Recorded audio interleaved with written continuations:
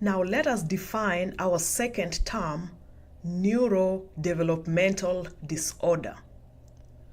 A neurodevelopmental disorder is a group of conditions whose onset will be found within the developmental stage of a child's life. Usually, neurodevelopmental disorders are often seen even before the child enters grade school. Characteristic developmental deficits within that child will produce impairments in their personal, their social, academic, and occupational functioning. The deficits occurring will vary from simple limitations within their learning into complex impairments that we shall see affecting their social skills or even their intelligence. It is important also to note here that neural developmental disorders frequently concur. What does that mean? It means it is very rare to find a child who only has one neurodevelopmental disorder. Usually you'll find 2, 3, or more disorders concurring within the same period of time. For this course, we shall focus on 3 common neurodevelopmental disorders, and these are intellectual disability. We shall move on to look at communication disorders, and finally, we shall end up with autistic spectrum disorders. Let us begin off by looking at intellectual disability. Intellectual disability was formerly referred to as intellectual developmental disorder. Take a moment and look at the child that is here in this picture. Do you see any obvious signs of intellectual disability? What can stand out for you? Evident that this child has intellectual disability.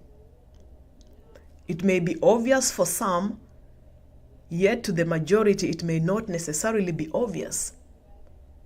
Why?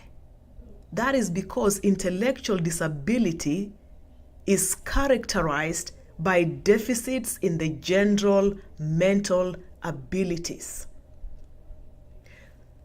Those characteristics will show themselves in deficits which will have to do with a child's reasoning, their ability to solve problems.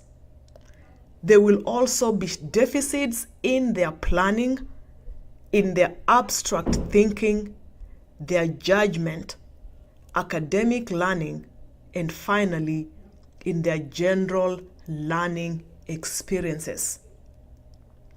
And once a child has deficits, those deficits will result into the impairment of adaptive functions.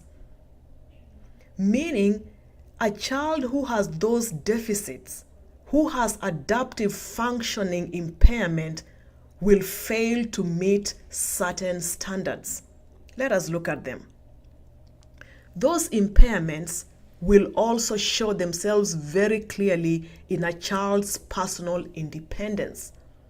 It will impair them in their social participation. It will show impairment in their academic work, their occupational functioning, and even the way they take care of themselves personally. That will be obvious both at home and even in general settings within the community. So, when can you diagnose a child with intellectual disability? A child who is diagnosed with intellectual disability must meet 3 common criteria. Criteria number 1, that child must have the onset of that intellectual disability within the developmental period. Meaning, you cannot be in college at the moment, and once your own courses or classes become very difficult, you begin to diagnose yourself with intellectual disability. Your disability must have been diagnosed within your developmental period before you even entered grade school. So the onset is important. And number 2, the child should show deficits.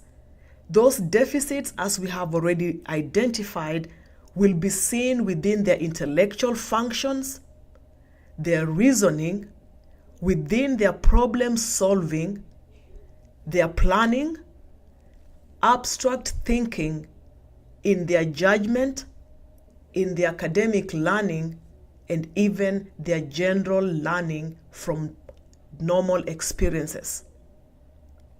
So number 1, the onset must be within the developmental period. And number 2, there have to be deficits. Then number 3, deficits that have been identified also affect the adaptive functioning of that child. Meaning that child will result in failure, or those deficits rather will result in the failure for the child to meet most developmental and social cultural standards. Those can be related to their independence and even their social responsibility.